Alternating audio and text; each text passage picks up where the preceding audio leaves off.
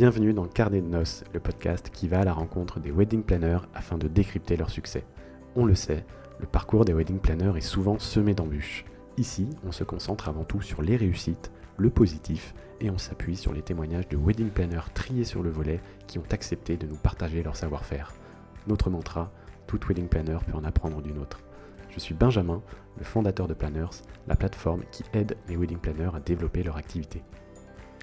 Aujourd'hui, je reçois Sylvie Paten de l'agence bordelaise Sparkly Agency. Alors Sylvie, vous la connaissez peut-être puisqu'en seulement 2 ans, elle s'est faite une place de choix sur Instagram au point d'avoir plus de 11 000 abonnés à l'heure où on enregistre l'épisode et d'avoir été citée par le célèbre magazine Cosmopolitan parmi les 10 agences wedding planners à suivre sur le réseau social.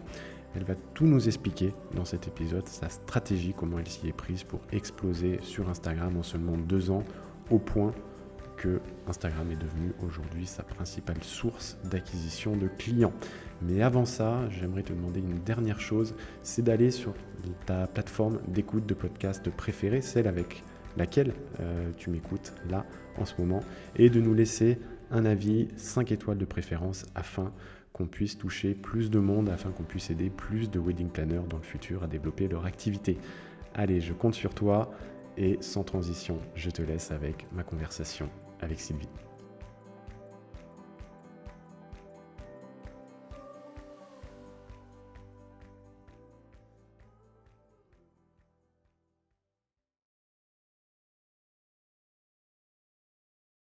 J'aimerais bien que tu te présentes pour tous nos auditeurs qui ne te connaissent pas forcément Top. et comment tu en es venu à devenir wedding planner. Ok, ça marche. Bah déjà, merci beaucoup Benjamin et merci aussi à Syrah qui travaille avec toi et avec qui j'étais en échange au préalable. Donc merci de me recevoir. Du coup, pour faire ma présentation de façon brève, donc moi je suis Sylvie, je suis bordelaise et donc j'ai fondé l'agence Sparkly. Aujourd'hui, j'ai fondé l'agence en mai 2018. Vraiment le premier lancement, la première pierre à l'édifice, c'était en mai 2018 avec la sortie du site internet.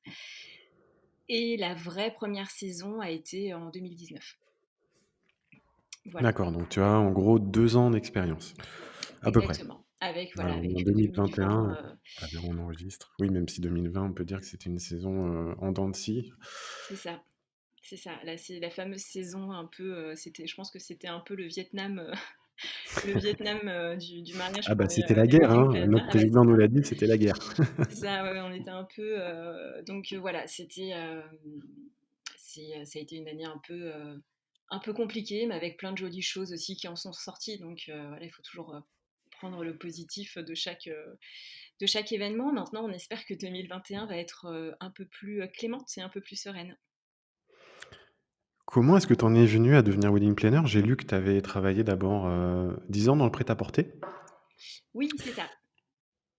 Alors en fait, mon expérience professionnelle la plus signifiante a été dans le prêt-à-porter. Donc en tant que, j'ai vraiment gravi les échelons petit à petit. Donc j'ai été au début assistante achat, après acheteuse et ensuite chef de produit. Donc dans des marques de fast fashion. Donc je me suis vraiment éclatée, épanouie, j'ai fait de très belles rencontres, je pouvais voyager, enfin mon travail m'amenait à voyager, à aller négocier, à aller sourcer, à faire du shopping un peu partout dans le monde. Donc c'était une très très belle expérience. Mais au bout d'un moment, je m'y retrouvais plus trop dans le discours de la marque, dans le savoir-être et le savoir-faire qu'on nous demandait d'avoir avec nos partenaires qui étaient du coup les fournisseurs, les fabricants de textiles. Moi, j'ai toujours travaillé sur le t-shirt, sur de la maille. Et c'est vrai que petit à petit, voilà, je m'y retrouvais plus et je pense que comme beaucoup de personnes, j'ai vraiment besoin. Alors, je peux aller éteindre des feux sans aucun souci à partir du moment où j'y crois et je suis passionnée. Donc, à partir du moment où il y a un sens pour moi, voilà, je compte pas mes heures, je suis hyper investie, j'ai à cœur de bien faire mon travail.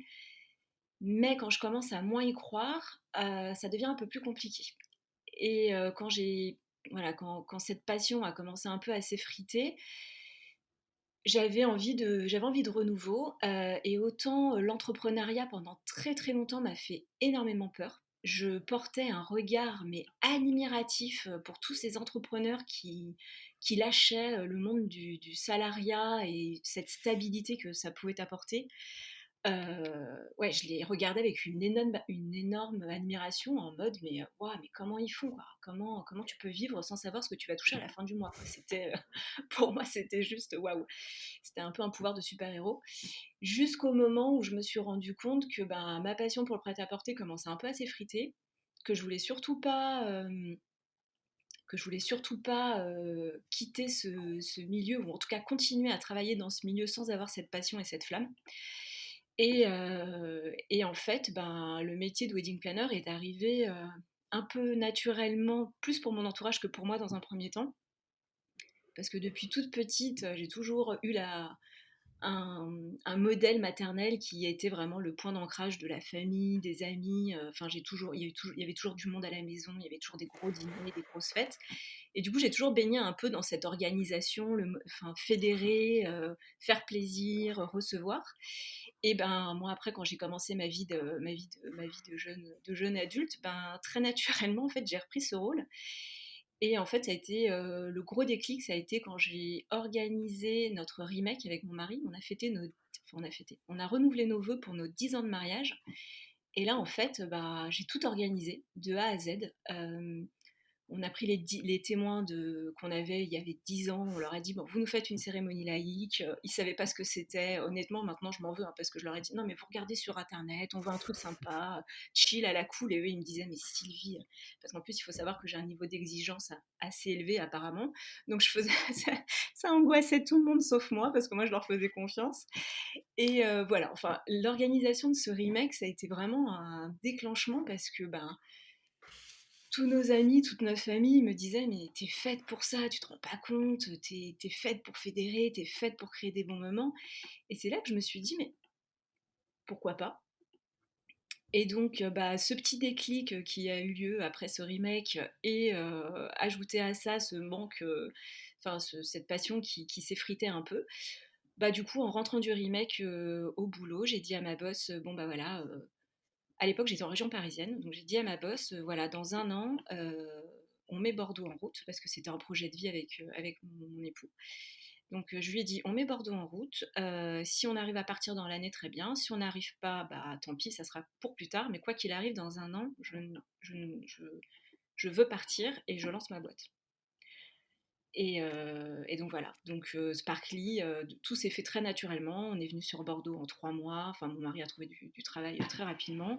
Moi, je Ah l'ai oui, donc ça suivi s'est fait après beaucoup avec plus les vite enfants. que ça Ah s'est oui, fait parce beaucoup que plus vite que prévu alors, ouais. en septembre 2016, je lui annonçais qu'en juin 2017, max, j'étais plus là.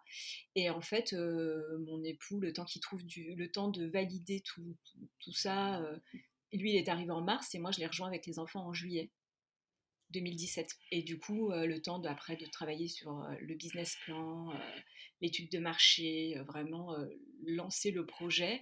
Voilà, il m'a fallu 6 mois, 9 mois pour qu'après, en mai 2018, enfin, que le site soit en ligne. OK, donc tu arrives, si je récapitule, tu arrives en juillet 2017 sur Bordeaux et le temps de tout préparer, tu lances ton activité au mois de mai de l'année suivante. Exactement. Donc, si je comprends bien, tu as préparé un peu tout ça, tu as fait ton business plan, tu as fait ton étude de marché. Qu'est-ce que tu avais observé à ce moment-là? Puisqu'on en a parlé dans un épisode précédent justement de faire ce travail avant de se lancer, c'est toujours assez bénéfique. Heu, Ah, oui. s Ouais, sachant que j'ai lu aussi par ailleurs que tu n'avais pas fait de formation. Je ne sais pas si c'est toujours le cas ou si tu t'es formé depuis ou si tu continues de te former, mais j'ai cru comprendre que tu n'as pas fait de formation En de effet. wedding planner.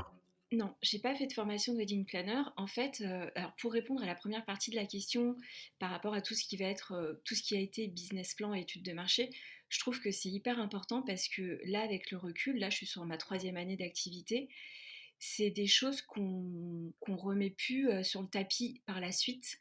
Et ça, pour le coup, tu vois, là, sur 2021, c'est quelque chose que je vais remettre, enfin, que je me suis vraiment noté dans mes to-do, enfin dans ma to-do, c'est vraiment de se refixer des objectifs et d'avoir un cap clair. Parce que c'est vrai que moi, toute la période, je l'ai vraiment ressenti comme ça. Alors franchement, il y a une partie hyper intéressante quand tu es vraiment en immersion à étudier ton marché, à faire, à identifier les consoeurs qui travaillent potentiellement dans le même univers que toi, sur lequel tu aimerais te positionner. Faire travailler large avec ce qui se fait d'abord à l'étranger, après en France, sur les différentes grandes régions, et plus particulièrement après un focus sur la région de Nouvelle-Aquitaine. Et c'est vrai que tout ça, ça te permet d'avoir une vision assez large. Et pour être très honnête, j'en souviendrai toujours, je pense que ça m'a tellement découragée quand j'ai regardé toutes les wedding planners qu'il y avait sur la région, je me suis dit, waouh, mais comment je vais faire, moi qui arrive de nulle part, pour tirer mon épingle du jeu? Parce que honnêtement, ça, c'était assez incroyable. Mais toute cette période-là, ça a été vraiment de quels vont être mes objectifs, qu'est-ce que je vais faire, qu'est-ce que je vais mettre en place pour les atteindre, me donner aussi des deadlines, et travailler à la stratégie de comment atteindre ces objectifs. Et c'est vrai que tout ce travail a été hyper bénéfique pour moi avec beaucoup de recul parce que, bah, voilà, la ligne, elle était tracée. Alors après, je dis pas que j'ai rempli toutes les cases, hein, il y a des choses que j'ai dû revoir, mais je savais où j'allais parce que j'avais vraiment une feuille de route. Et c'est vrai que quand je pense que quand tu arrives sur ta troisième année, ben, tes objectifs d'il y a 2 ans, quand tu as la chance de les avoir atteints, bah, maintenant il t'en faut d'autres. Il faut revoir des choses qui ont fonctionné pour bah, les améliorer, les choses qui n'ont pas forcément fonctionné pour voir pourquoi elles n'ont pas fonctionné et du coup te dire bah, comment je vais faire parce que ça me tient à cœur d'y arriver. Et c'est pour ça que je trouve que c'est très important de prendre du temps pour le faire. Et une chose aussi qui est capitale, moi ce qui m'a aussi beaucoup aidé, ça a été tout ce travail de qui est mon client idéal, qui est mon persona, comment je lui parle, qu'est-ce qu'il aime faire, qu'est-ce qu'il attend de moi, sur quoi je dois me positionner pour que bah, chez eux ça fasse tilt. Et vraiment, du coup, dès le départ, travailler son positionnement pour que bah, les amoureux qui t'appellent, ce soient des amoureux avec lesquels tu vas matcher. Non, mais c'est énorme que tu te dises ça parce qu'on en a parlé, je crois, il y a 2 épisodes et en disant c'est vrai que c'était, super important. C'est le genre de choses qu'on t'apprend pas forcément ou alors qu'on t'apprend dans les écoles de commerce et cetera, Mm. dans des cours qui peuvent être très théoriques. Après de le faire comme ça et avant de lancer son activité, tu as complètement raison, je pense que c'est indispensable et surtout à l'heure actuelle, parce que comme tu le dis, et je pense que tu l'as vu toi-même, c'est vrai sur, n'importe quelle région que tu prennes, tu trouveras toujours beaucoup de wedding planners Mm. puisque, bah, c'est un métier, qui est en plein essor et qui je pense, attire beaucoup de Oui, monde. oui, oui. Mm. Maintenant moi ça m'intrigue un peu et je me demande, ce que tu t'es dit lorsque tu as vu tous ces wedding planners, comment est-ce que, enfin, quelle a été en fait la conclusion? Parce que là on parle de clients, enfin, tu parles de client idéal, mais c'est aussi lié au positionnement. Est-ce que suite à ton étude comme ça de la concurrence, est-ce que tu as identifié, un credo sur lequel tu pouvais te positionner et sur lequel il y avait, peut-être un peu moins de concurrence, par rapport à tout ce que tu avais vu, bah, comme tu le disais, à Ouais. l'étranger, dans ta Mm. région, en France, d'un point de vue Bah, global? Je suis assez curieux de savoir en fait ce qu'il en est ressorti de tout ça. et ben, en fait, moi, ce qui s'est passé, c'est que alors ça s'est fait un peu en 2 phases. Au début, tu as vraiment ta phase d'immersion où tu es, non-stop derrière ton ordi et que tu passes ta vie à éplucher, les blogs, les articles, les chiffres, tout ça. Et quand le constat a été de voir, le nombre incroyable de wedding planners, je me suis dit: «Wow, bon». Donc OK, donc ça a été vraiment la première partie en mode, bon, ça va pas être une partie de plaisir parce que, énormément de concurrence. Après dans un second temps, quand j'ai commencé mes rendez-vous, prestataires, quand j'ai vraiment identifié, parce que ça je pense que c'est aussi un gros travail à faire, c'est vraiment d'identifier. Moi, ce que j'ai fait, c'est que j'ai identifié tous ces prestataires qui me faisaient rêver. Ou à chaque fois que je voyais leur compte Insta, je me disais: «Oh là là, mais il faut que je travaille avec eux, il faut que je travaille avec ce prestataire». Par exemple, les Quirky, mais quand je les ai, découverts, il y a 2 ans et demi, mais c'était pour moi, des rockstars. Je Les me disais: «Waouh!» En les plus, ils sont Quirky, est-ce que tu pourrais préciser qui c'est? Pour alors ceux qui The savent pas Quirky, et moi le premier. Alors The Quirky, c'est un couple à la vie ils sont ensemble dans leur vie bon, amoureuse, et ils travaillent aussi, ils forment un binôme dans leur vie professionnelle. Donc Béatrice est à la photo et Jérémy est à la vidéo. Et c'est toujours des mariés hyper cool, mais cool dans le bon sens du terme, quoi. C'est toujours très, très, très beau, très travaillé, mais simple. Et quand tu vois leur travail, quand tu découvres leurs photos et leurs vidéos, euh, c'est toujours incroyable, quoi. C'est sincère, c'est authentique, c'est punchy. Et l'avantage qu'on a, nous, à Bordeaux, c'est qu'on a mais, tellement de talent, enfin, que ce soit sur les créatrices de robes, les photographes, les fleuristes, les maquilleuses, les coiffeuses. Enfin. Et quand j'ai commencé du coup à vraiment à vraiment essayer de me dire, il faut que je rencontre ces prestataires qui me font rêver, parce que si j'arrive à travailler avec eux, forcément je toucherai leur cible. Et je pense que ça aussi, c'est quelque chose où il faut être exigeant dès le départ. Alors, des fois ça marche, des fois ça marche pas, mais de toute façon, on perd rien. Il faut toujours essayer. Dans la vie, je pars du principe qu'il faut toujours essayer. Sur un malentendu, ça peut fonctionner. Mais en tout cas, ne pas se dire ah non, mais il va jamais me répondre, il a tellement de followers que moi, je suis une goutte dans l'océan, il va jamais me répondre. Alors que non, pas du tout. Et le fait d'avoir été, je pense, exigeante sur cette première partie, d'identifier les prestataires, moi, qui me font rêver, donc je veux travailler avec eux et potentiellement toucher leur cible, ça m'a beaucoup aidé dans mon positionnement, je pense. Et pour en revenir à la question qui était de comment j'ai réussi, enfin comment j'ai réagi face à toute cette concurrence, c'est que justement quand j'ai commencé à rencontrer ces prestataires avec lesquels je voulais vraiment travailler, tous m'ont dit à chaque fois que je leur disais oh là là, mais du coup, c'est vrai que voilà, je leur racontais un peu où j'en étais dans ma démarche et que justement j'avais vu qu'il y avait beaucoup de wedding planners. Tous, sans exception, m'ont tous dit alors oui, il y en a beaucoup, mais à partir du moment où tu trouves ta place et tu fais la différence, il n'y a aucune raison que ça ne fonctionne pas, parce que tu verras, c'est souvent les mêmes noms qui reviennent. Et quand un prestataire te dit ça, un deuxième, un troisième, tu te dis bon bah ok, allez, je me retrousse les manches, je me mets pas des œillères, parce que c'est toujours important, je trouve, de garder un esprit critique et de rester en alerte sur ce qui se fait sur le marché de ta région et partout ailleurs. Mais en tout cas, voilà, je m'étais dit bon ok, et ben il y a beaucoup de wedding planners, c'est pas grave. Après tout, avoir de la concurrence, c'est sain. Et du coup, ce qu'il va falloir que je fasse, c'est vraiment montrer ma différence, montrer mon univers et donner un maximum envie aux amoureux qui pourront se projeter sur mon travail. Donc c'est comme ça que j'ai entrepris la chose.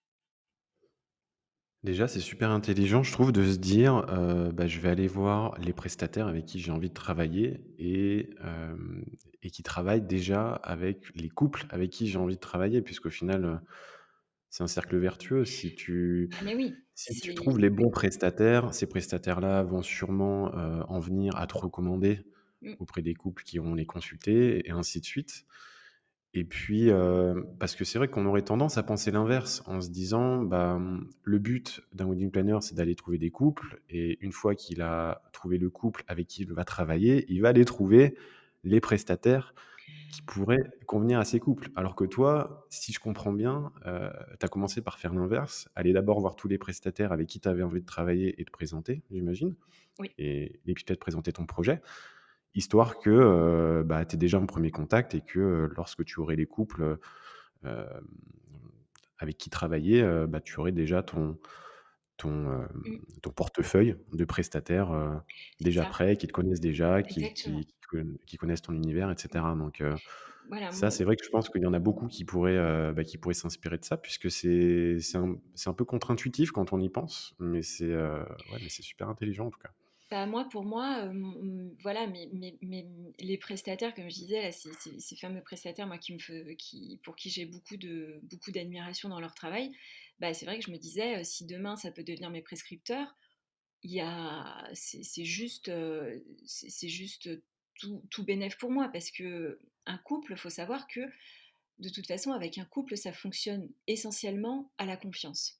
Donc, quand un couple va déjà identifier un prestataire, mais quel qu'il soit, que ce soit le lieu, le photographe ou autre, Bah, quand ils n'ont pas encore dans l'idée d'avoir une wedding planner, parce que des fois, moi j'ai des couples qui me contactent, qui ont déjà commencé à contacter des lieux parce que, bah, ils se sont dit: «Bah, on va le faire en autonomie», parce qu'on n'a pas forcément envie de mettre une part du budget dans l'organisation et qui, selon au fil de leurs contacts, bah, quand ton nom il a été cité déjà deux trois fois, bah, quand ils te contactent, ils te disent: «Bon, bah, voilà, on a commencé à sourcer des lieux, on a contacté tel photographe et puis, bah, à chaque fois, on a entendu votre nom.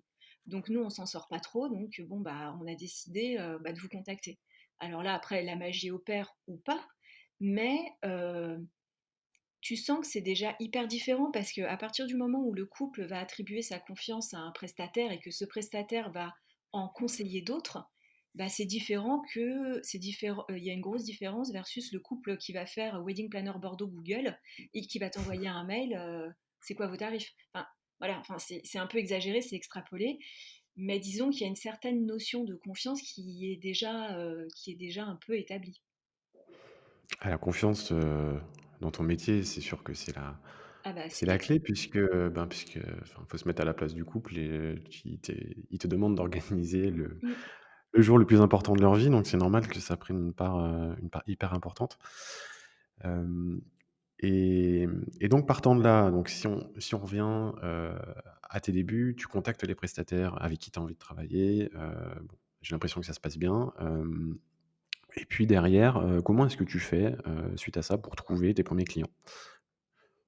Alors, mes premiers clients, là, et je la remercierai jamais assez. Alors aussi dans ma stratégie, je pense que maintenant j'ai l'impression que ça se fait de plus en plus, mais pourtant tu vois, c'est pas, on parle pas d'il y a 10 ans, on parle d'il y a 2 ans et demi, enfin il y a 3 ans maintenant. Quand j'ai identifié mes concurrentes entre guillemets, mais que je préfère appeler des consoeurs, j'ai vraiment identifié 2-3 wedding planners sur Bordeaux et deux trois wedding planners hors Bordeaux qui travaillaient déjà depuis minimum 3-4 ans et qui avaient des univers qui pour moi qui me faisaient vraiment envie, quoi, qui me faisaient vraiment rêver. En tout cas, des univers inspirants. Et alors, je ne l'ai pas fait tout de suite parce que bah, je ne savais pas comment ça allait être pris. Et pareil, tout au long des rendez-vous que j'ai eus avec les différents prestataires, surtout les photographes, je me suis rendu compte en fait que bah, beaucoup d'entre eux étaient amis, faisaient le même boulot et il y avait une bonne entente entre eux qui était alors pour certains, c'était de l'amitié et puis pour d'autres, c'était une bonne entente entre confrères. Et là, je me suis dit: «Mais purée, mais c'est juste génial en fait, les mecs ils font le même boulot, des fois dans le même univers, dans la même ville et ils sont potes, ils s'échangent des dates quand, un tel a été contacté mais qu'il est pas dispo».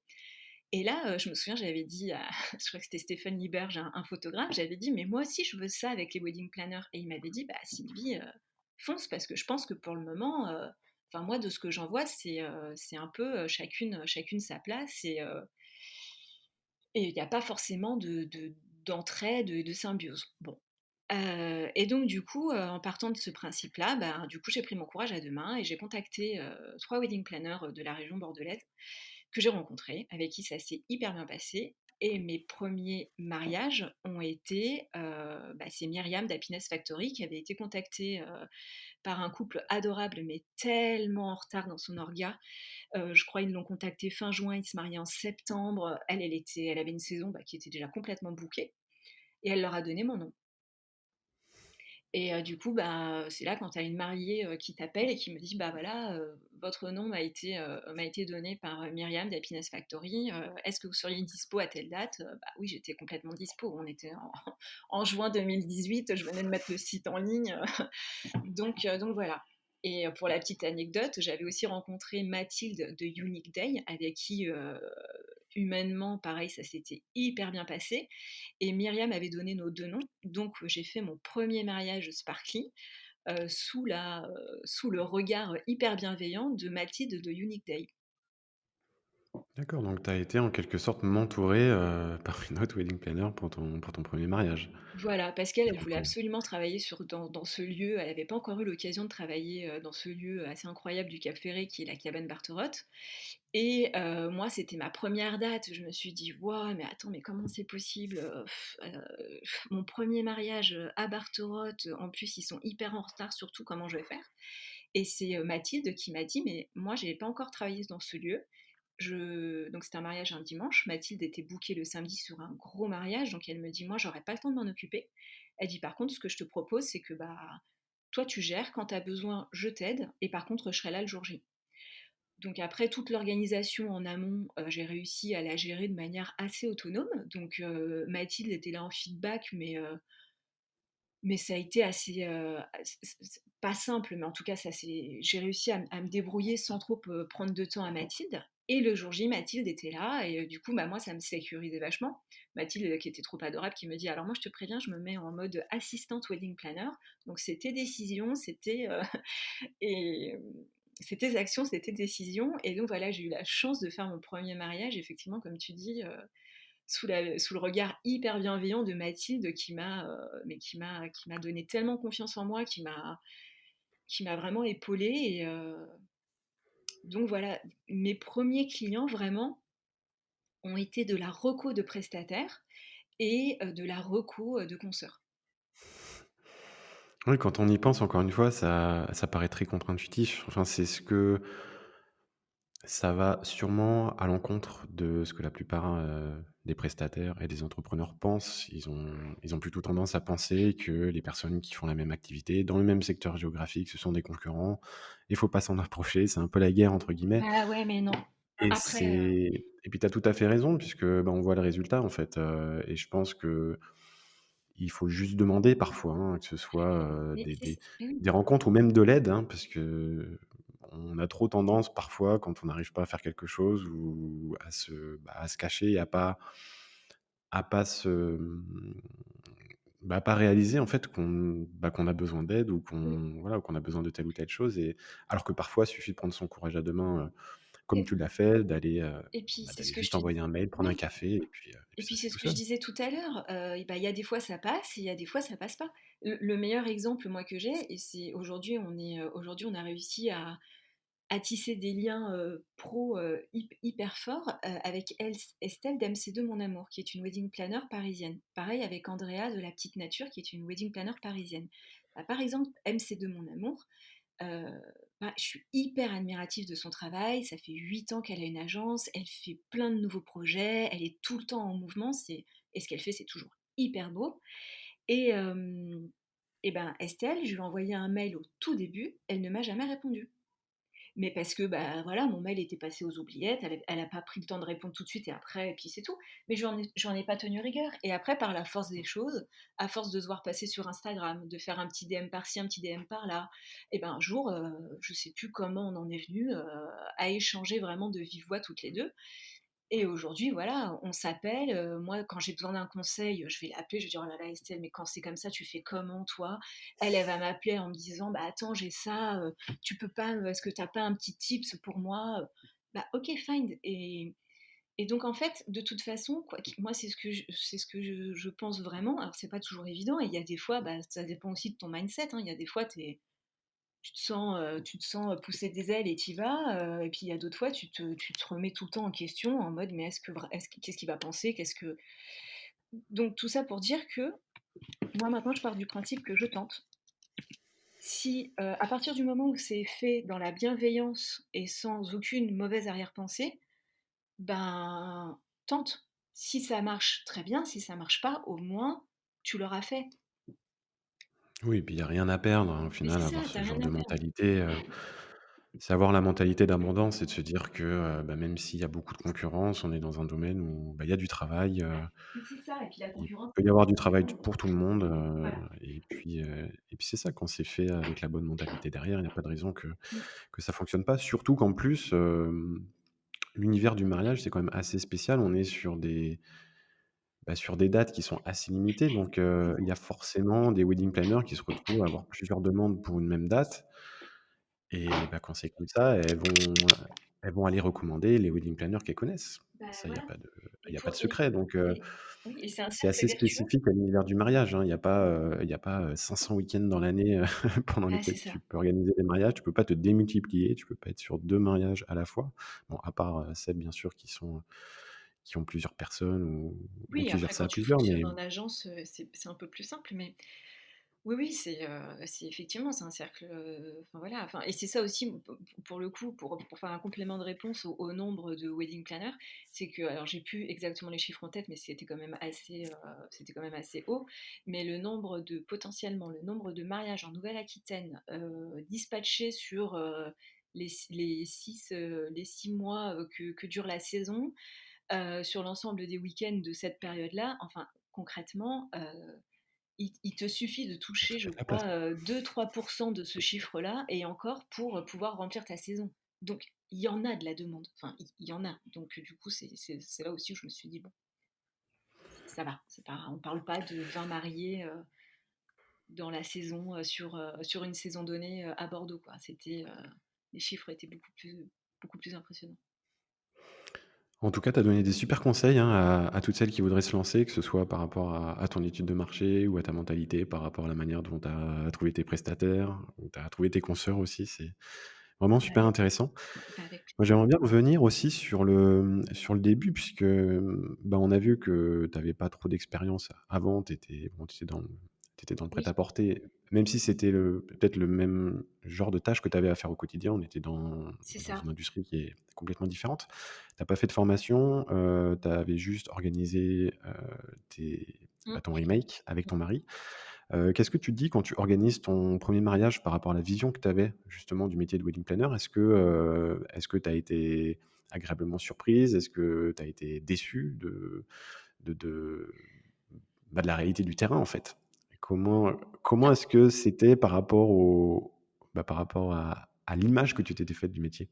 Alors, en fait, ce qui s'est passé, c'est que, bah, pour aussi répondre à la question de, effectivement, moi, je me suis pas formée sur le métier, en tant que j'ai pas eu de formation spécifique wedding planner parce que quand j'ai fait mon business plan, j'étais accompagnée par un organisme, heu quand j'ai déroulé mes compétences, en fait, les compétences que j'avais dans mon ancienne vie professionnelle étaient, à très peu de choses près les mêmes compétences qu'on me demandait pour faire de la parce qu'être wedding planner, c'est tout simplement être, responsable de projet, en fait.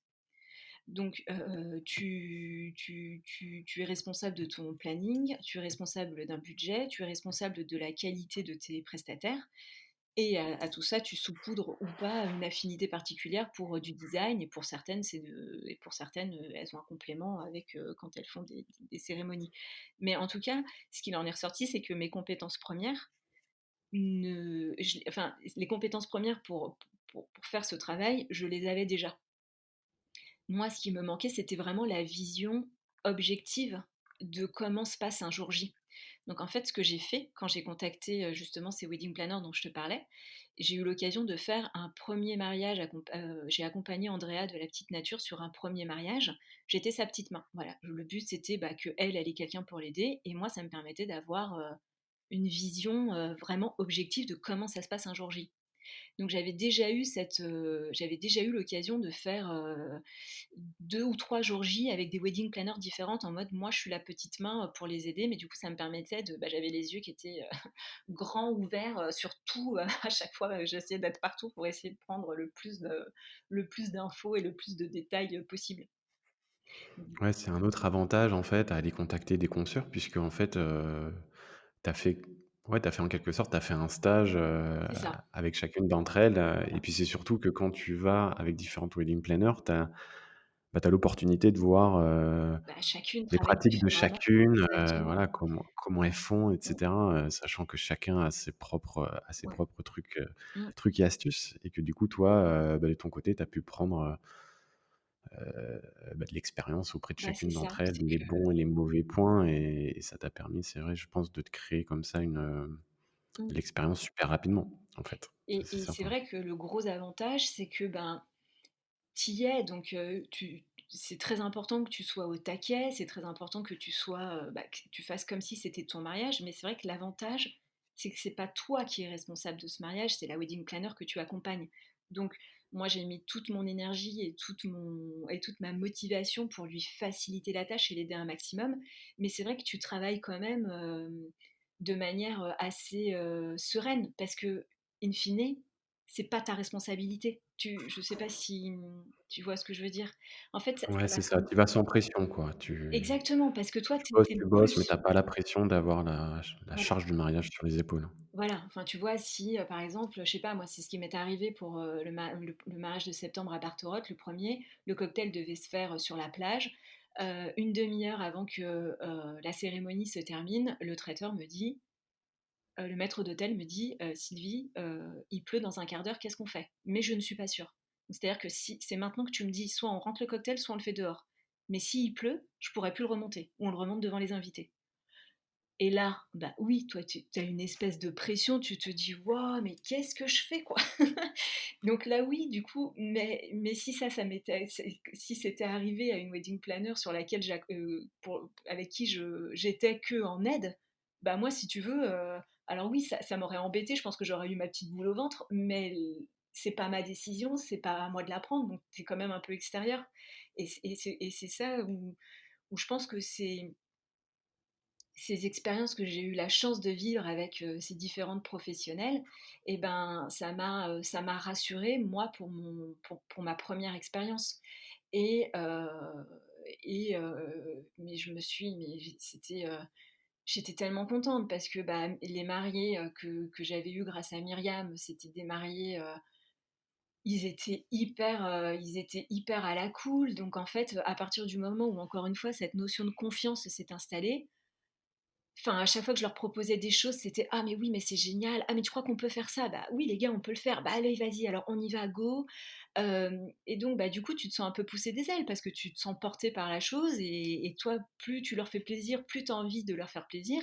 Et puis, bah, arrivé le jour J, tu aux petits oignons pour tout le monde, quoi. Tu es là, tu veux que tout soit parfait, que tout roule. Et non, dans ma première expérience vraiment en autonomie pour ce premier mariage Sparkly, c'était juste waouh, quoi. Et Mathilde, je m'en souviendrai toujours à la fin, enfin à la fin, quand tout le monde s'installe à table, Mathilde me dit: mais tu te rends compte, tout ça c'est toi, tout ça c'est ton boulot. Et là, je me suis dit: ouais, je crois que je réalise pas, mais oui, en tout cas, enfin, voilà, j'avais un regard assez. Ouais, en tout cas, j'étais comblée par cette première expérience, j'étais vraiment encore plus convaincue que ce métier, voilà, que c'était un métier, dans lequel j'allais vraiment m'épanouir. Et si j'en reviens alors à, ce que je te disais au début par rapport à toute la stratégie, là, je vais revenir un petit peu sur, sur le côté, sur le côté marketing, hein, sur ton activité vraiment, enfin sur la manière dont tu te fais connaître au final.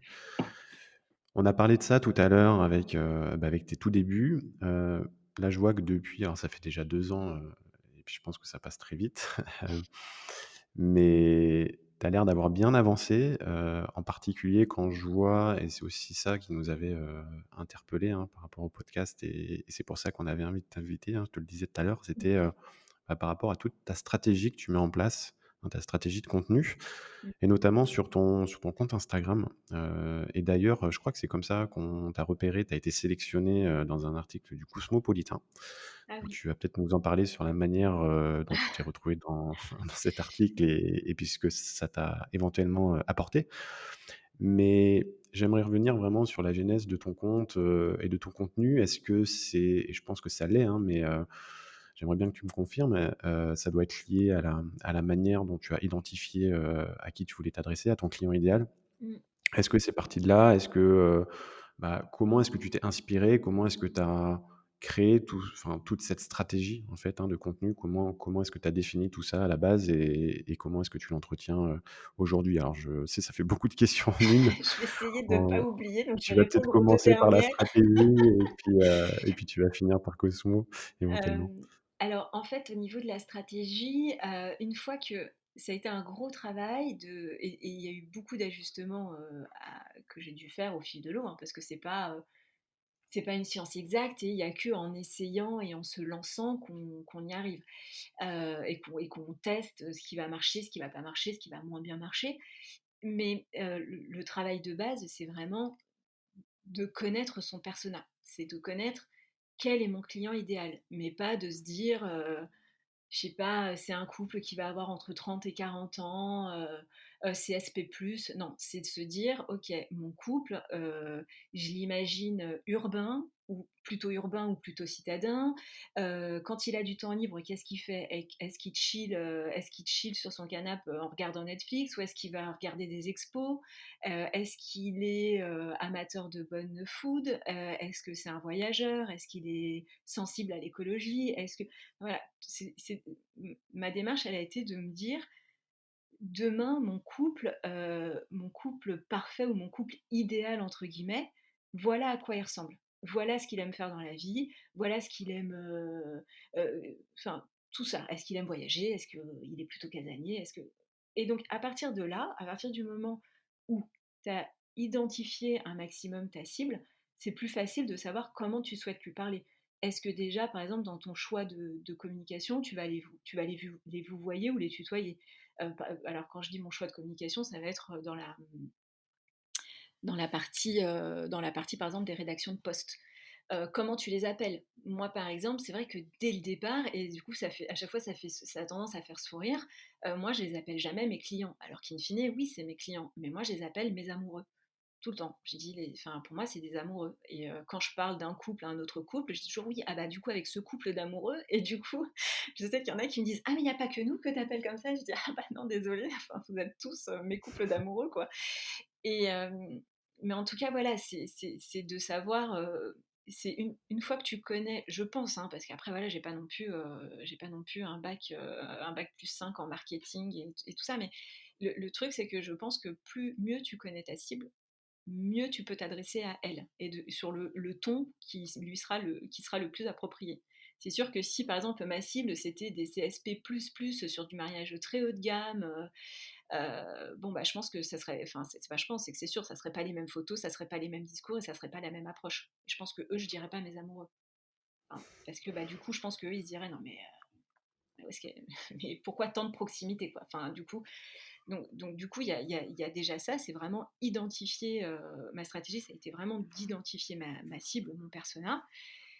Et à partir de là, bah, encore une fois, pour essayer de se démarquer de la concurrence, c'est que moi, je voyais bien, j'ai toujours eu un attrait très particulier pour Instagram parce que, bah, versus, à l'époque, Facebook, enfin, c'était pas Instagram, c'est joli, c'est visuel, enfin, c'était vraiment, il y a 3 ans, c'était en train de grimper, c'était sur une montée vraiment, ascendante qui était assez, spectaculaire et encore aujourd'hui, hein, c'est toujours différent, il faut toujours s'adapter, mais en tout cas, j'ai très vite vu que, le réseau social de prédilection parce qu'il faut aussi dans ta stratégie choisir sur quel support tu vas communiquer. Parce que par exemple, moi j'ai fait le choix de ne pas communiquer forcément sur Facebook. Alors aujourd'hui, le peu de posts qui sont sur Facebook, c'est parce que mon compte Facebook est relié à mon compte Insta et que quand je publie sur Insta, ça publie sur Facebook.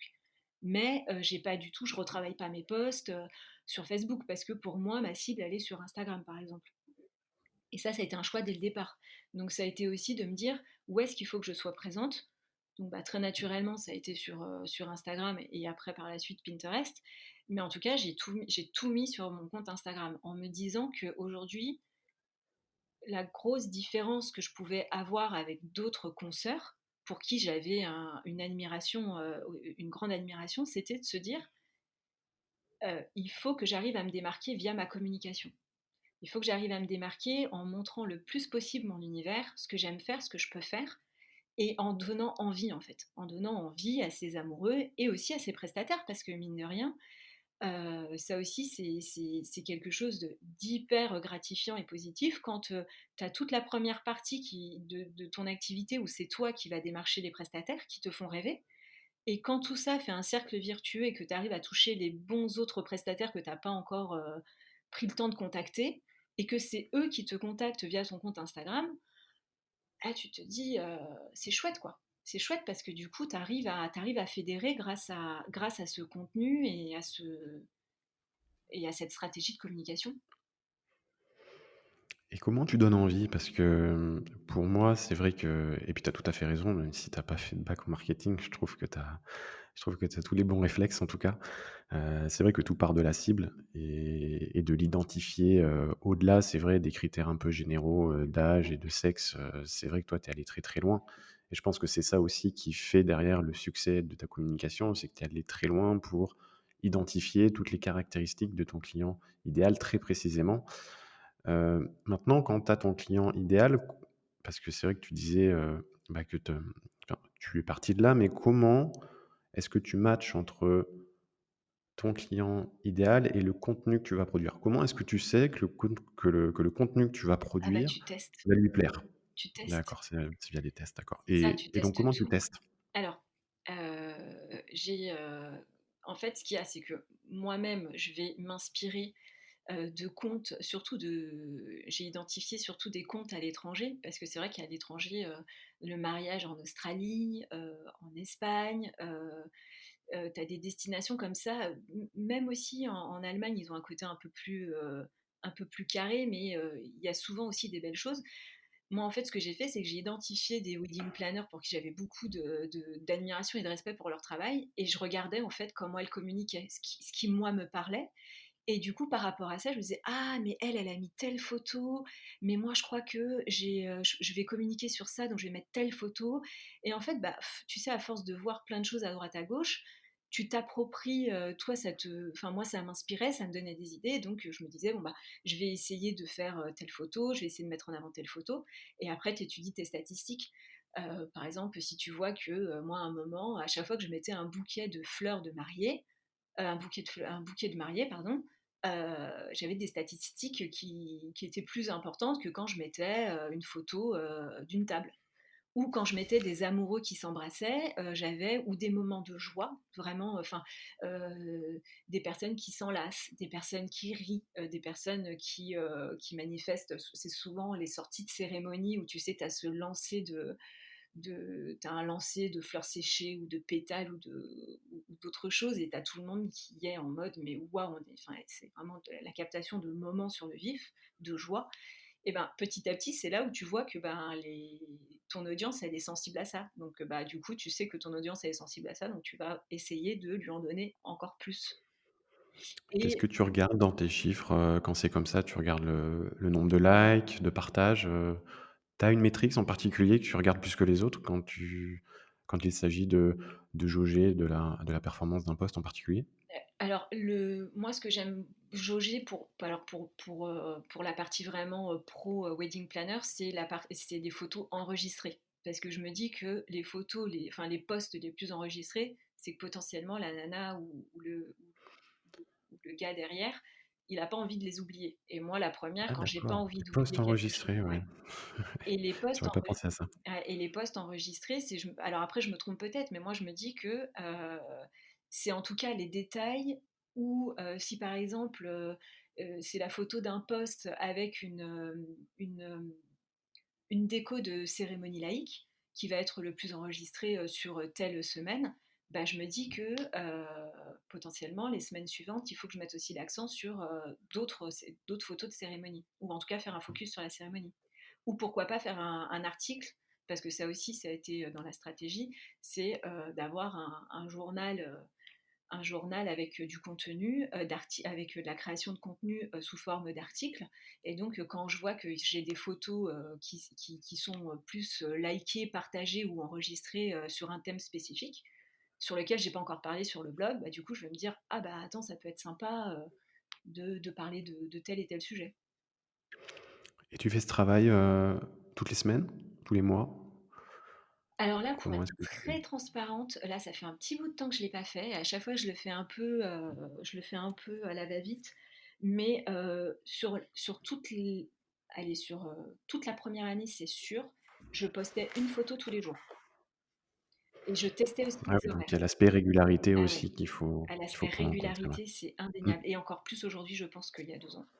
Donc, tous les jours, je postais des photos, enfin une photo, minimum une photo. Et c'était le tout début des stories à l'époque, donc j'essayais de faire des stories. Mais j'étais plus forte en publi feed que story. Et quand je faisais ce travail-là, toutes les semaines, je regardais mes stats. Et après, tous les mois, j'essayais d'en tirer des conclusions, avec des idées pour les articles, de me dire, bon, bah, telle et telle photo, enfin, ça sert à rien, j'ai jamais de partage, j'ai jamais de like ou d'enregistrement, en tout cas pas beaucoup, moins que les autres, donc on laisse tomber. et ça me permettait du coup, c'est vrai qu'au début j'avais une certaine régularité, parce que j'en avais besoin aussi, j'avais moins d'amoureux à suivre, j'avais moins de mariages à gérer, donc vraiment pour moi la première année ça a été j'étais focus sur la com, sur le développement de la visibilité. Donc j'avais un peu plus le temps qu'aujourd'hui, quoi. Et s'il fallait recommencer là, si jamais tu devais te lancer aujourd'hui sur Instagram, est-ce qu'il y a quelque chose que tu changerais par rapport à ta stratégie initiale, par rapport à toutes les évolutions que tu as vues sur la plateforme depuis que tu t'es lancé? Que je changerais, oui peut-être, oh quoique, peut-être pas, mais en tout pas peut-être pas changer, mais peut-être, ajouter. Par exemple, nous moi quand j'ai commencé, mon Insta pro, il y avait pas encore ces stories comme je te disais. Le temps que du coup, les stories se mettent en place, que tu appréhendes, enfin que tu comment dire? Que tu arrives un peu à voir comment tu peux te l'approprier parce que c'est aussi ça aussi où il faut faire attention, je trouve, pour avoir une certaine cohérence, c'est quel contenu tu publies et de quelle façon tu le publies parce que tu peux pas publier, à mon sens, hein, tu ne peux, enfin, en tout cas moi sur Sparkly, c'est très rare que je publie du perso. Pareil pour mes stories, c'est très rare que dans les stories, je partage pas ma vie perso parce que je sais pas, je pars du principe que tout le monde s'en fiche, quoi. Mais il y en a qui le font très bien et pour qui ça fonctionne.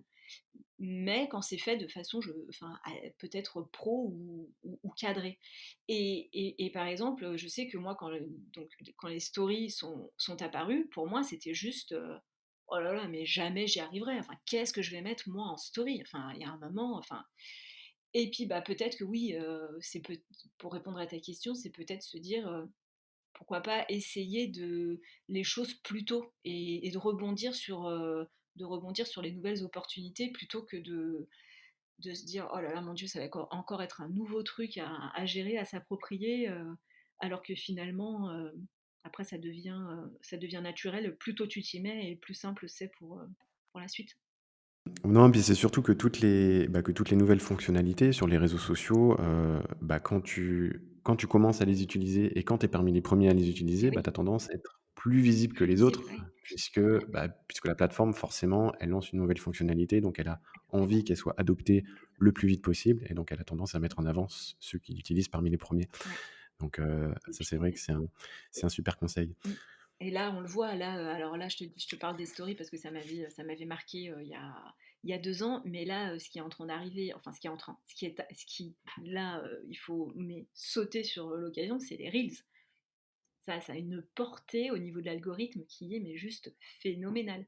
Parce que Ah, tu as pareil, testé un petit peu? alors moi j'ai testé sur la partie Sparkly Corporate parce que du coup j'ai lancé je me suis ouverte à des events corporate et effectivement je le vois, hein, j'ai un tout petit compte Sparkly Corporate qui a été lancé en décembre avec un peu plus de 200 abonnés.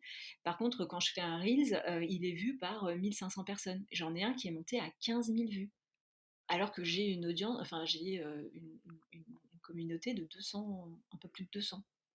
Ah oui, la portée, ouais, ouais. La portée Ah est oui, c'est énorme. incroyable. Mmh, mmh, mmh, mmh.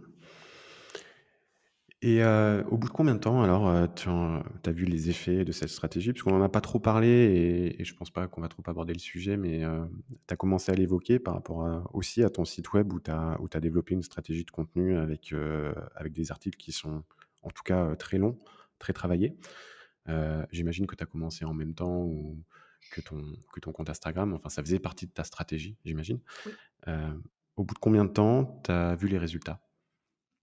Euh, alors pour être très honnête, et si ça peut en aider plus d'une, parce que alors en plus moi je suis d'une nature impatiente, je me disais mais mon Dieu, mais ça va, enfin, ça va passer vite, ça va passer vite, alors que finalement avec du recul c'était quand même pas si mal. Mais tout ce travail de visibilité, de retombée grâce à cette visibilité, je l'ai plus vu sur l'année, sur mes mariés qui se disaient oui en 2020, donc sur 2019 en fait. Donc il m'a bien fallu, tu vois, le site il a été mis en place en mai 2018. Dès le départ, il y avait cette régularité sur Instagram pour avoir de la visibilité, puis pour commencer à avoir une communauté sympa. Mais ça a été uniquement, je crois, deuxième période, enfin à partir de juillet-août 2019, donc tu vois, plus d'un an après, où j'avais les amoureux qui me contactaient en me disant: «On vous a vu sur Insta, on vous a découverte sur Insta», et tu vois, ça a mis pratiquement un an.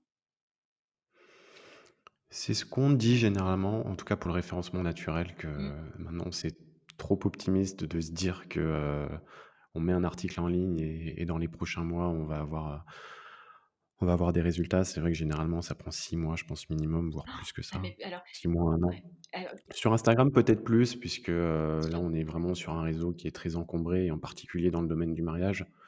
Peut-être que sur le blogging et sur certains mots-clés, il y a encore de la place pour être présent, un peu plus rapidement, mais bon, mais oui, ça reste, ça hyper concurrentiel. oui, je suis d'accord. Là, par exemple, si ça peut aider, si ça peut en aider plus d'une, l'année dernière, parce que pour le coup, moi, j'ai vraiment tout misé sur Instagram. Donc la régularité de posts, penser son contenu, sa ligne édito sur Instagram, pour le coup, je n'y dérogeais jamais. La création de contenu sur le site, ben voilà, s'il fallait prioriser quelque chose entre Insta et le site, c'était clairement Instagram. Parce que pour moi, c'était là où j'allais faire moi ma différence et où je voulais faire la différence par rapport aux autres wedding planners.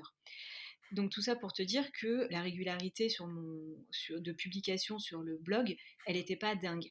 Et, euh, et l'année dernière, j'ai commencé à reprendre en février 2020 à le mettre sur mes priorités. Et à partir de mai, on a vraiment réussi à publier un article toutes les 2, voire 3 semaines. Et quand on a commencé ce travail-là, moi, le mot-clé principal sur lequel j'essaie de me positionner, c'est Wedding Planner Bordeaux. J'étais, je crois, à la huitième page.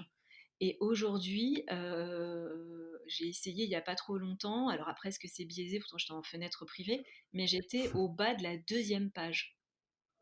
Oui, donc ça progresse bien. Alors après, c'est vrai que la première page, il y a un gros gap entre, passer de la huitième et de la deuxième versus de la deuxième à la première. Mais, c'est vrai que c'est déjà Oui, un énorme boost. mais c'est voilà, Et puis c'est surtout qu'il y a tous les petits mots, qu'on dit, les mots-clés longue traîne en fait, qui sont des mots, ouais, beaucoup plus ciblés et heu et qui, bah, plus tu as contenu en fait et plus tu es susceptible d'apparaître sur ces mots-clés-là, qui sont peut-être moins tapés, mais qui sont beaucoup plus précis que, bah, qu'un wedding planner Bordeaux, hein, c'est par ça. exemple. Donc après, oui, c'est travailler ton champ lexical, travailler en fait, moi, c'est comme ça. Dès que j'ai une idée d'article, mais aujourd'hui, je suis accompagnée par quelqu'un qui écrit les articles, donc on échange sur la ligne édito. Mais voilà, dès qu'on va avoir une idée, je lui dis, bah, du coup, avant même de commencer à écrire, ça va être c'est quoi les mots-clés, c'est quoi la requête pour que du coup, ben, l'article, il tourne autour de ça. Et comment est-ce que, du coup, tu en es venu à apparaître, sur le fameux, Ah, m'en parle pas. article Alors du ça, cosmo.com? c'était juste mais tellement incroyable. En fait, pour la petite histoire, moi, je le savais même pas. Je savais pas et c'est, Amandine du festival You and Me qui, me tag sur une story où elle avait fait un screenshot de l'article en disant, «Bravo à Sparkly», et là, je me dis: «Mais c'est quoi ce truc? Elle a dû se tromper», et là, je dis à mon mec: «Mais attends, c'est bizarre», parce qu'en plus, il était en train de me parler et je lui dis: «Attends, excuse-moi parce que là, je crois qu'il se passe un truc un peu bizarre». Donc je regarde sur Cosmo et là, je tombe sur, l'article des 10 wedding planners à suivre et dans ce classement, je vois que des wedding planners pour qui j'ai énormément de respect et des wedding planners qui sont là depuis très longtemps. Et surtout, ce qui était aussi incroyable, hein, bon, du coup, je m'auto-congratule, mais enfin, c'est que j'étais la première. Alors, mon mec me dit, mais du coup, tu as la note de 1/10 et c'est la moins bien, ou c'est classé 1/10? Je dis, mais non, je crois que c'est un classement. Et donc, j'étais même pas au courant. Je l'ai su grâce à cette identification du You and Me. Et j'ai envoyé un message à la journaliste pour la remercier. Et elle me dit, «Bah non, avec grand plaisir, je suis votre travail depuis un certain temps et donc voilà, enfin, du coup, avec grand plaisir, c'est juste, le fruit de votre travail, donc merci à vous et enjoy, quoi». Et donc là, mais c'était juste incroyable. C'était juste incroyable. Bon, bah, comme quoi, c'est les effets de bord, hein, quand on est focus sur une stratégie, quand on n'en démord pas, quand on a bien étudié tous les tout ce dont on a parlé, son client idéal, Mmh. son calendrier édito, et cetera. On a ce genre aussi Voilà de et elle, «reward» c'était entre que, guillemets ouais. qui peuvent arriver, et c'est Mmh. vraiment top. Ouais et elle, Bon c'était que super, sur Insta, du coup. Enfin, elle, d'accord. elle m'avait voilà, elle m'avait connue sur Insta et elle m'avait suivie sur Insta. Alors après, oui, elle avait été regarder le site, je pense, mais en tout cas, voilà, c'était vraiment, grâce à cette stratégie, quoi. On va attaquer le dernier segment du podcast, si tu veux bien, où j'ai des questions, que je pose à tous les invités. La première, ce serait, si jamais là tu devais revenir à tes débuts, et que tu pouvais te donner, un conseil, hein, à ton toi, du premier jour, celui qui découvre le métier, celui qui se lance, qu'est-ce que tu lui dirais? Qu'est-ce que je lui dirais? Je lui dirais, je pense de pas attendre que les choses soient parfaites et que dès que l'ébauche, elle est sur le papier, de foncer. Se lancer quoi. Ouais, de se C'était lancer. un peu aussi c'était un peu le fil rouge du podcast, oser se lancer, Mmh, hein, quand tu et ne pas prendre les idées préconçues pour des vérités au final, hein. c'est ça. Est-ce qu'il y a un outil que tu utilises, au quotidien pour gérer ton activité dont tu pourrais pas te passer, que ce soit, un site internet, une application sur ton téléphone, peu importe, Pour de la gestion mais de projet pure et dure? pour de la gestion de projet, si là demain tu ne devais garder, qu'un outil, ouais, qui te permet de gérer ton activité, lequel tu choisirais? Planoly.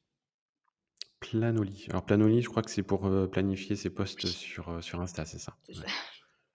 Parce que comment tu fais toi, du coup, tu planifies tes posts, 1 fois par mois, Alors, quand c'était, comme je te disais, quand j'avais vraiment le temps et que j'avais ma régularité et que c'était vraiment ma priorité numéro un, oui, je faisais du batch, je faisais en mode batching, là, comme ils disent, je me bloquais 2 jours par semaine où je montais mon feed sur Planoly. Donc j'avais généralement une journée pour mettre 30 à 40 photos, les unes derrière les autres, pour être sûr que bah, le feed il ait une harmonie agréable à l'œil. Et ensuite, j'avais le deuxième travail qui était bah, ok, j'ai une jolie photo, mais qu'est-ce que je raconte en dessous? Et j'essayais en 2 3 jours par mois d'avoir un minimum de 30 publications. Comme ça, je planifiais tout et j'avais plus trop à m'en occuper. Et après, je me donnais rendez-vous 3 semaines après pour pas arriver vraiment à échéance et avoir quand même toujours un peu de mou. quand tu as du temps, ça c'est parfait, hein. Je sais qu'il y en a qui le font même dans le podcasting, dans la Mm, vidéo aussi, où quelquefois tu peux te programmer 1 ou 2 jours et tu fais que ça, voilà. toute la journée, Mm, histoire d'avoir ton contenu, qui soit prévu, pour les prochaines semaines. Faut avoir du temps pour faire ça Voilà, et là, et il faut être bien ouais, organisé aussi. on va se dire les choses clairement. Là, moi, ça fait très longtemps, ça fait au moins 3 4 mois que j'ai pas eu le temps de le faire. Donc à chaque fois, je me dis: «Oh là là, mon Dieu, ça fait trop longtemps que j'ai pas posté», donc hop, je regarde, je le fais, et après je me dis: «Bon, je referai demain», mais le lendemain, t'as pas le temps.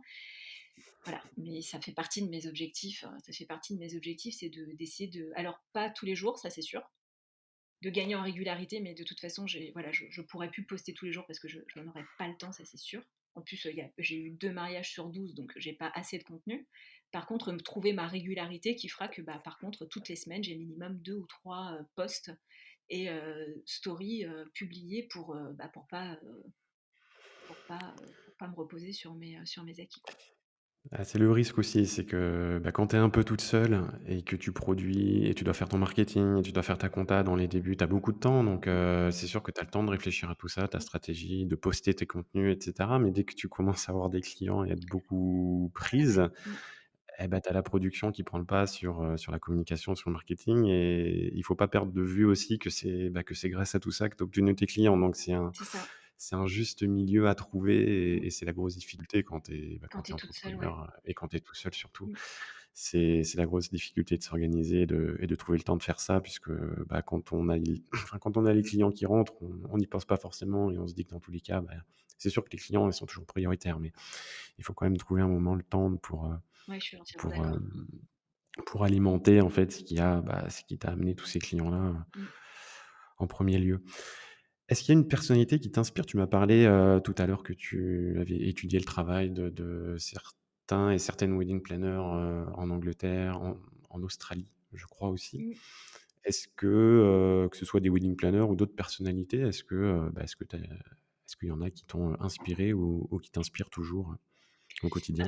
Oui, alors, après je pense que ça va pas être, je vais pas être très originale, mais alors que ce soit, dans le milieu du mariage ou pas ou hors mariage, hem, moi j'ai Nessa de la mariée aux pieds nus, qui m'inspire énormément et pour qui j'ai énormément d'admiration et de respect quand je vois tout ce qu'elle a réussi à faire et son positionnement aujourd'hui sur le marché du mariage français. Ouais, je suis hyper admirative. Elle m'inspire aussi beaucoup parce que bah voilà, aujourd'hui pour moi c'est vraiment le blog de mariage par excellence. En tout cas celui qui correspond vraiment le plus à l'univers que j'ai envie d'avoir pour Sparkly. Après, il y a un blog aussi qui m'inspire énormément et que j'adore, c'est The Lane, un blog australien. Enfin, honnêtement, pareil, eux, j'adore ce qu'ils font.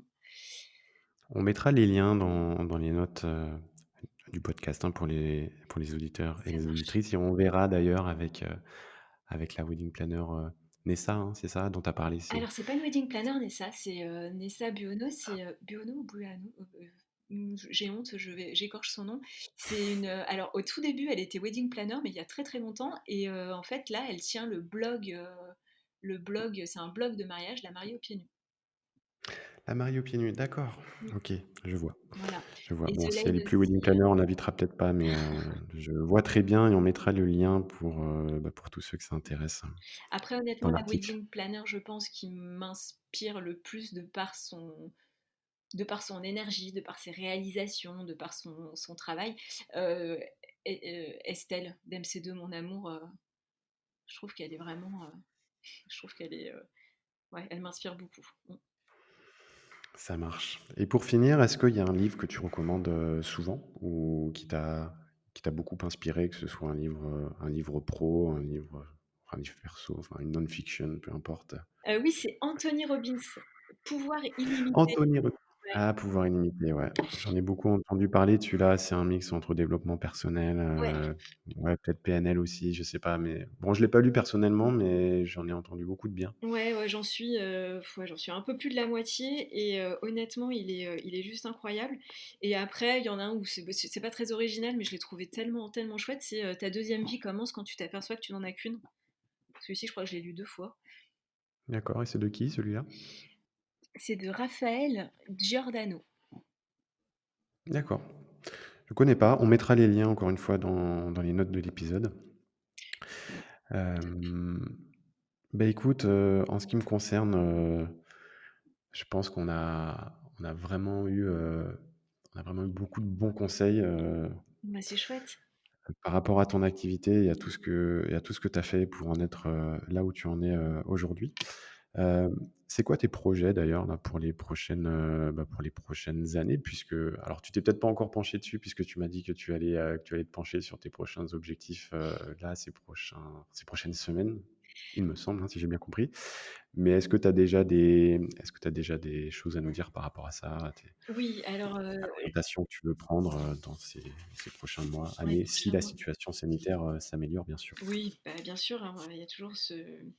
Mais on va rester positive. Alors déjà, je suis hyper contente parce que du coup, je vais accueillir une alternante avec moi là sur les 18 prochains mois. Donc ça va un peu changer, je pense, la puissance de développement parce que, bah, comme on le disait tout à l'heure, tout faire toute seule, à un moment, c'est pas possible. Enfin, si tu veux tout faire toute seule, bah, il y a un moment, il faut que tu peux plus continuer à grandir autant que tu aimerais grandir, je pense. Donc après, c'est un choix. Soit c'était bah, rester au stade où j'en suis et ça me va très bien, soit développer. Donc pour développer, du coup, je vais m'entourer d'une ancienne stagiaire avec qui j'ai travaillé 2 mois et qui là du coup va revenir sur 18 mois, donc ça va être chouette. Et vraiment là la grosse priorité ça va être de développer la partie corporate, donc la partie donc Sparkly Corporate, et pour du coup travailler à l'organisation d'événements avec des professionnels en parallèle des mariages et optimiser vraiment là c'est aussi un gros objectif, c'est optimiser bah, la communication que j'ai aujourd'hui sur Instagram quoi. c'est vraiment encore mieux connaître, enfin de passer à l'étape suivante peut-être, avec vraiment faire un audit de mon audience. Est-ce que je suis toujours dans les clous? Qu'est-ce que je pourrais faire de mieux, de différent? Et surtout gagner en régularité et avec quel type de contenu. Donc ça va être les deux gros objectifs avec tous les autres qui vont continuer à arriver. Mais voilà, en tout cas, c'est sur les deux axes de travail sur les prochains mois. Ce que j'en retiens, c'est que tu vas pas rester sur tes acquis et ça, je pense que c'est une bonne pratique, dont tout le monde peut s'inspirer. C'est gentil, mais oui, en tout cas, voilà, j'ai vraiment envie de continuer sur la lancée d'expérimenter des nouvelles choses et de me diversifier. Donc oui, donc c'est vrai que tu vois, je sais pas, dans 2-3 ans, j'aimerais bien me dire que bah voilà, Sparkly, c'est une entité qui gère et du mariage et du pro, et pourquoi pas avec plusieurs personnes dans l'équipe, que ce soit enfin plutôt peut-être en freelance, mais en tout cas oui, vraiment avoir un système d'agence, de fédérer à plusieurs. Ça serait vraiment très chouette. OK. En tout cas, ça m'a fait super plaisir de te recevoir sur le podcast. On te souhaite, une belle suite Merci, c'est d'aventures adorable. avec ton agence Sparkly et puis, bah, sûrement une prochaine, que ce soit sur le podcast ou ailleurs. Avec plaisir, Bonne merci beaucoup. continuation à toi, Sylvie. Merci À Benjamin, bientôt. à bientôt. Salut.